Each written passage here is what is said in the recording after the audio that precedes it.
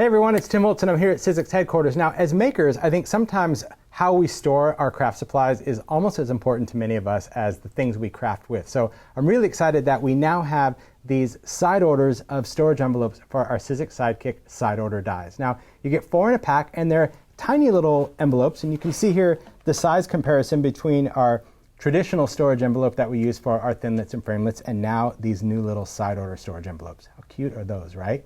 So what's nice about this, of course, is that it fits everything that comes with our side orders, and that would include the little embossing folders if they have the embossing folders in them, or all of our dies. And it's really nice that we have that little creative convenience of storage. Now, the nice thing also about the storage envelopes, and I'll show you on the back here, it has these little slits, and that is designed that this tab can go under that and over that, and this way everything is secure so your little pieces don't fall out of your storage envelopes. Now, what I also like about this is it doesn't have to be limited to just your side orders. In fact, if you have any of your small dies that sometimes that storage envelope is just too big, this is also really great that you have another option to store your favorite Sizzix dies.